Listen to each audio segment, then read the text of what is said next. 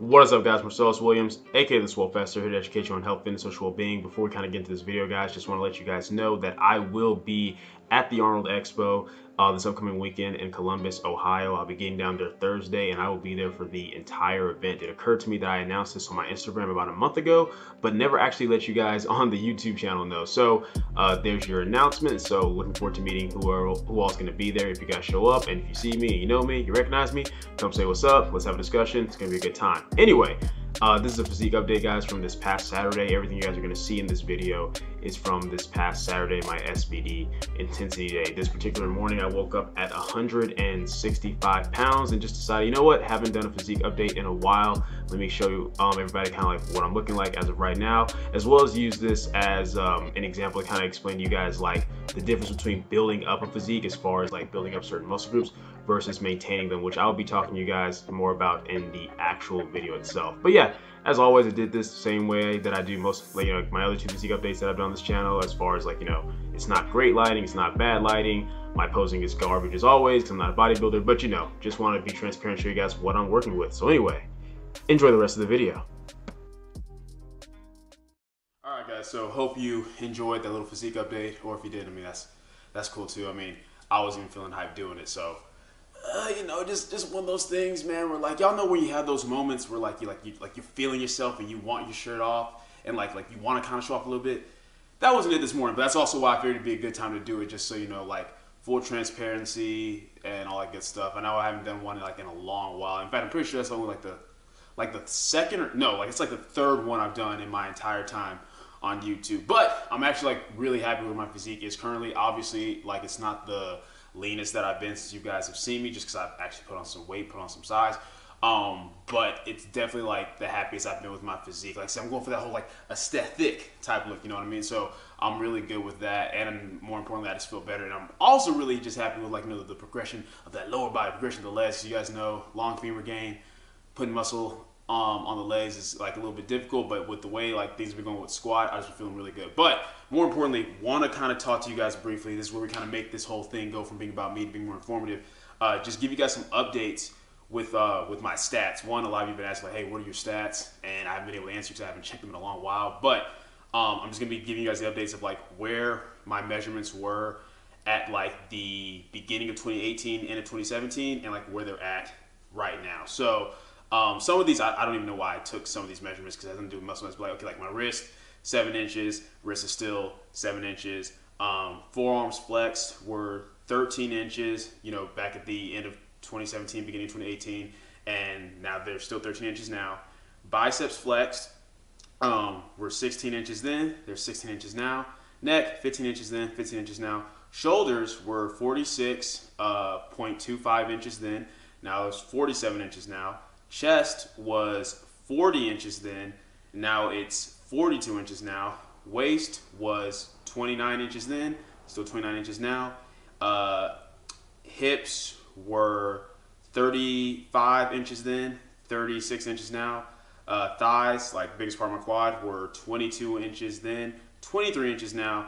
And then calves were 13, like 13 and a half, still showing around 13 and a half. But what I want to talk to you guys about is, if you've noticed, so the beginning of like 2018, end of 2017, that's when I really like, full on kind of transition more into very powerlifting specific training. I'd been powerlifting at that point already, obviously, but my training just wasn't as structured around just the big three, and like it was still more of like full on what people call like power building. Yeah, I did bench squat and deadlift, but I was doing a lot of accessory work, like more than what I'm doing now. And I'm still a big believer in powerlifters doing accessory work, but you do accessory work based upon your goals with powerlifting and for like functionality, for health, for just getting additional volume in on the muscle groups, things like that, things I've talked about on this channel before.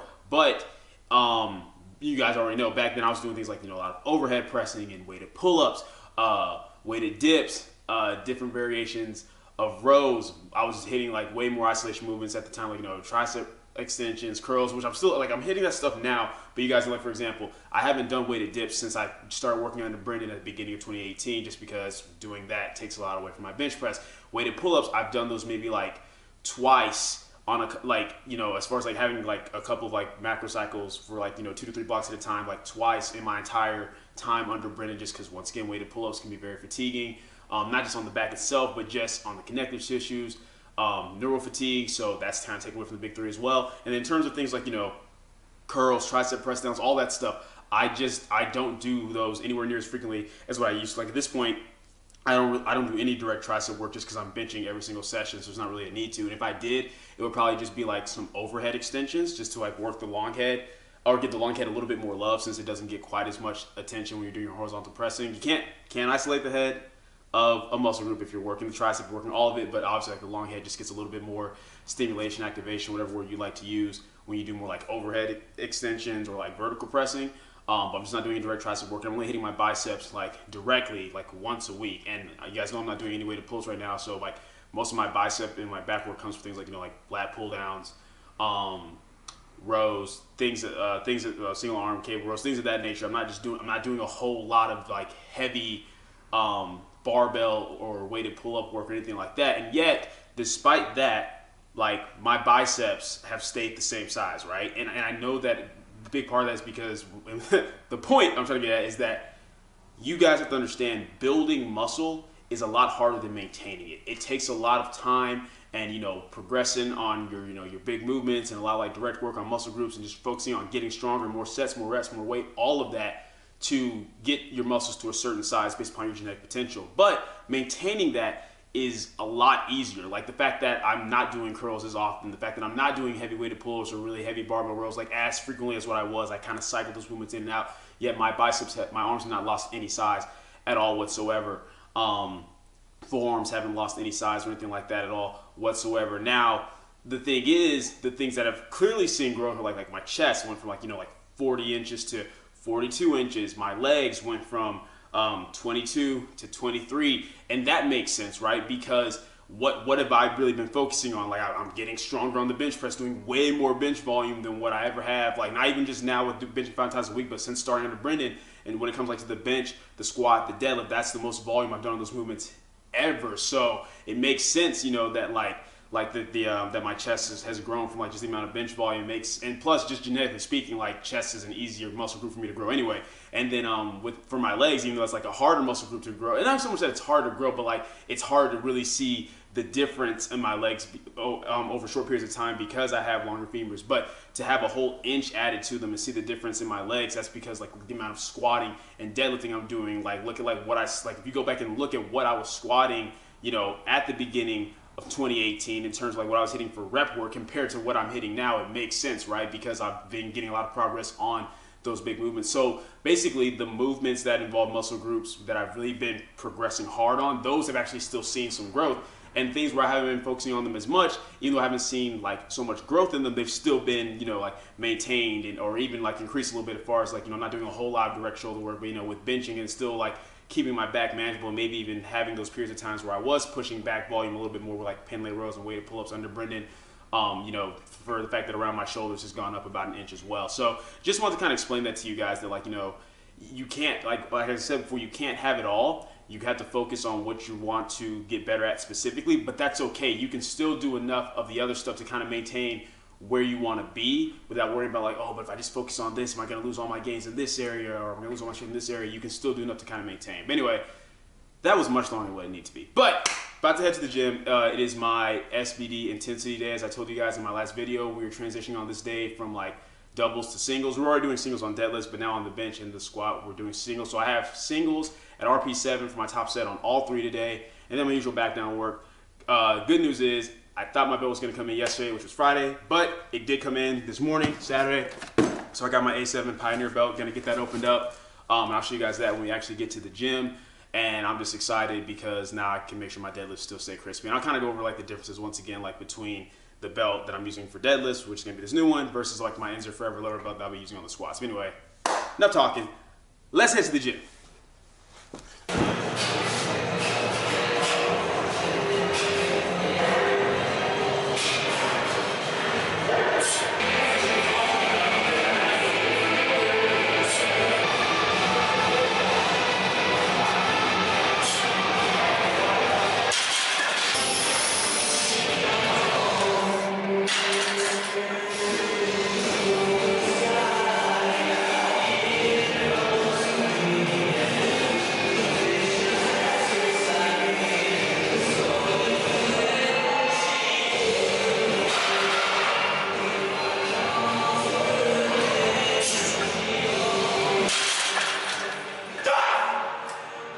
Okay guys, so I'm still most definitely going to explain the difference between the lever belt that I've been using that I have now and versus the A7 Pioneer belt I'm using for deadlifts. But right now, man, I'll talk to you guys about that before I do deads. When I'm doing my back down sets, I'm so hyped. Guys, that was 205.5 kilograms, aka 453 pounds, aka 4 pounds under my best ever squat of 457 at an RPE, true RPE 7. I'm so hyped. I came in today based off the 435 for a double last week for RP 7, 7.5. I thought, I'll probably, if everything goes well, and I really keep my movement consistent, I'll probably hit 446. But to hit 453, 4 pounds under my best at an RP 7, so hyped. And I still have one more week on this block at an RP 8. I'm beyond hyped right now, guys. I can't. Oh, for those of you who wonder why sometimes the kilo conversions are weird, like the 0.5 to a 5.5. Sometimes I use a kilogram bar, sometimes I use a pound bar. A lot of you have been asking me about that. But anyway, I'm hyped. I'm gonna calm down, get my mind right, kill these back downs, and then I'll talk to you guys about the belt stuff. Woo.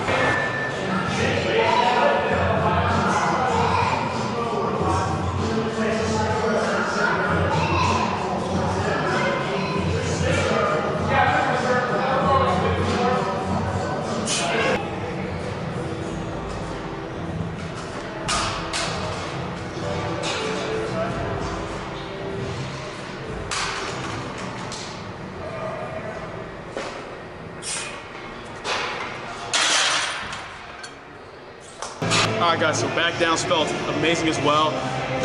I know I just said this last week. Once again, that's kind of like a PR for back downs too. Hitting 420 for 2 doubles before my percentage-based back down sets. 420 was top set weight just a few weeks ago, so I'm super hyped about that. And the one thing I noticed, you guys already know my squat's been improving. For those of you who want to see what I've done to fix my squat, I'll have that link in the description down below that video. But it's just, the only thing I really changed today was, you guys know I'm already focused on lower back extension, and that's why I stopped squeezing my glutes so tight at the top of the rep, because I would squeeze my glutes so tight, which is good for people who bias extension and good just for teaching you how to stack yourself in general. But since I bias flexion, I want to focus more on being extended, because if I squeeze my glutes so far forward to where I'm more neutral, I just end up flexing the whole anyway, whereas if I bias extension, I stay in that position all the way through. So the only thing I did different today, other than not squeezing my glutes, was I noticed that I was still kind of being a bit too upright. So I made sure that I was still more I can't even show you guys right now, but you guys saw in the squat video, instead of just being really upright, I was just focused on still being more extended from the time I unracked the weight all the way through, and that just made a really big difference. So I'm super excited with just how everything's moving. And that's why people who try to tell me that form doesn't matter and mobility work muscle doesn't matter, it's just no one intelligent will tell you that, because once again, you lift stronger for longer with proper form. It's not just about avoiding injury. More than anything, it's about being more efficient in the movement. I can't stress that enough, because so many powerlifters teach, no, it's all about moving the weight from point A to point B. And yeah, you want to move the weight from point A to point B, but if you can do it in an easier, safer way, why not do that? No one who's intelligent as a coach or lifter is going to tell you that proper form doesn't matter. Efficiency of movement matters for optimal force transfer and just lifting more weight overall. Anyway, one second, let me grab these belts for you guys real quick.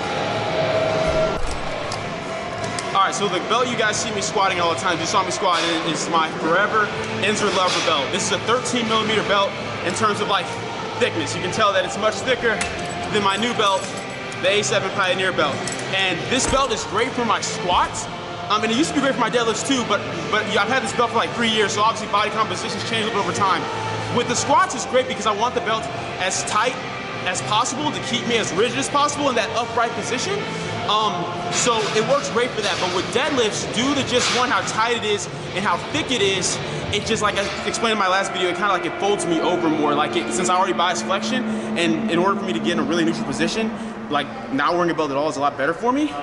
But when I put the belt, obviously I can lift more weight with the belt on, but when I put this belt on, because it's so thick, it just kind of naturally rounds me over. Even when I do my usual setup, take my time, hinge at the hips, try to bias extension, it's just really hard to do in this belt. Now I could just loosen it, but since the lever belt, I would have to constantly unscrew it every single time. And because how my body composition's changed over the years, it doesn't work anymore. We're just losing it by one, makes it feel good for deads, because right here it's too tight, but if I just go up one notch, then it's too loose. Whereas with an A7 Pioneer belt, one, just due to the fact that it's not as thick, so it won't round me over as much anyway, because it's a 10 millimeter. But two, because it's a prong belt, I can just adjust it right where I need it to be just tight enough, but not too tight. And I already know it's gonna work great just because I've been using Michaels, as I explained in the last video.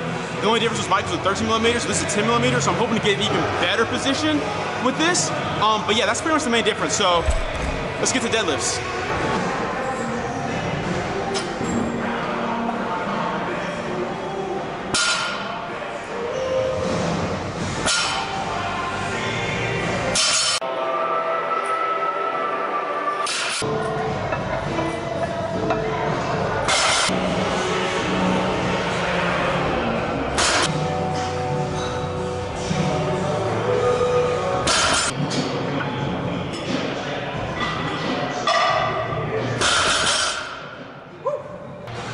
Alright guys, so last few build-ups felt really, really good. Those who've been watching me long enough know that like in the lever belt, when I get to around like 485, 500, that's when I start flexing really hard.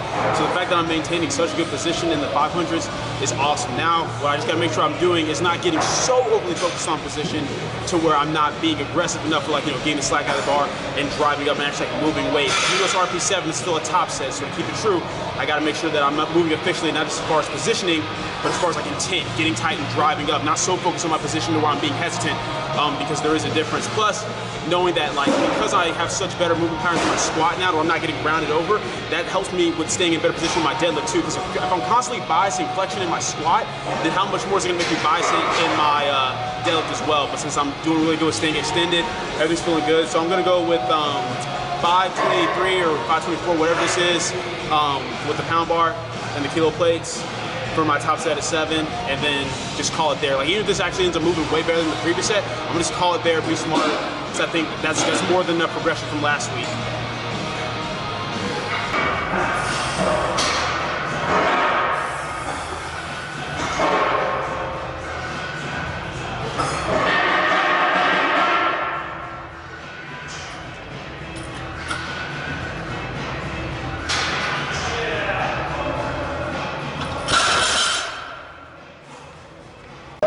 So that moved pretty well, especially for being the first time I've touched that much weight since my last meet in December.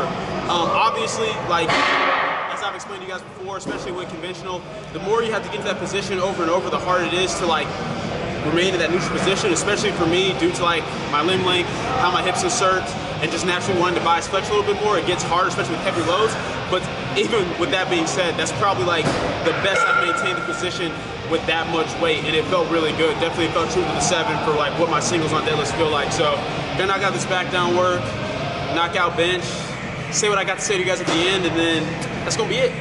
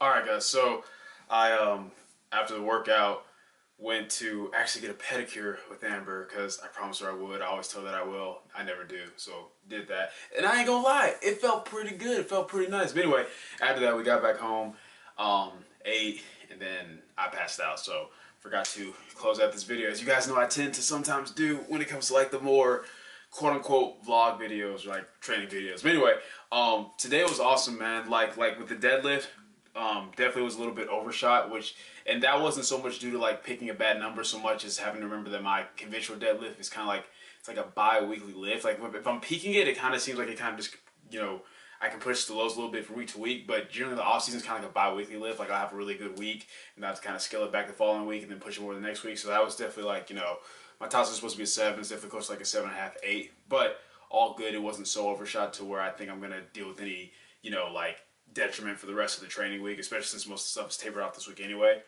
But everything else felt really, really good. And even with the deadlift, like, you guys have to understand how cool it is to like I feel my glutes firing off so much on my conventional pulls now, whereas before I almost always just felt like the erectors, or even on the squat, like just really feeling everything that I'm supposed to as far as upper back tightness, driving through the quads, and feeling like no additional strain or stress on my erectors. It's so nice. And, you know, and on the bench press, like knowing that my setup, as I told you guys, is now so intuitive to where like I really feel my upper back get a pump on bench press now just because of how tight I'm keeping it. So everything is really right where it needs to be, and today's squat was just freaking, it was huge, man.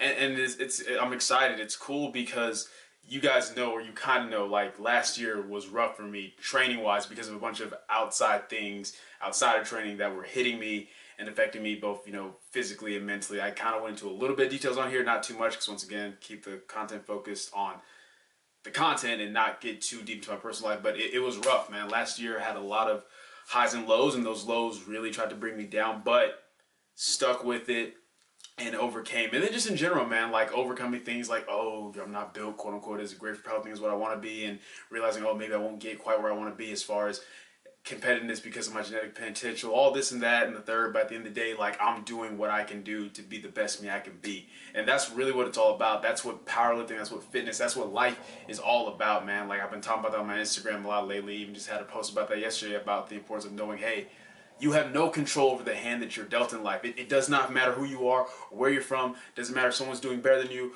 worse than you. It's a waste of time to try to, like, you know, like, use the fact that you're above someone else as an excuse to not improve. And it's also stupid to complain about the fact that somebody else has more than you, or to try to take away from them because you're not where you want to be. Take the hand you're dealt and play to the best of your ability, because you have complete control over that. Like you don't control maybe your initial circumstances that you're born into or brought up in, but how you choose to respond to them and where you choose to go from there is completely on you. And I'm a really huge believer in that. But yeah, that's probably a topic for a whole nother like social well-being video. That's it for this video. Hope you guys enjoyed it. If you did, go in the comment down below. Let me know what you did. If you're not, leave a comment down below. Let me know what I can do to get better. Like the video, share, subscribe. Keep it simple, specific, scientific. I'll catch y'all later.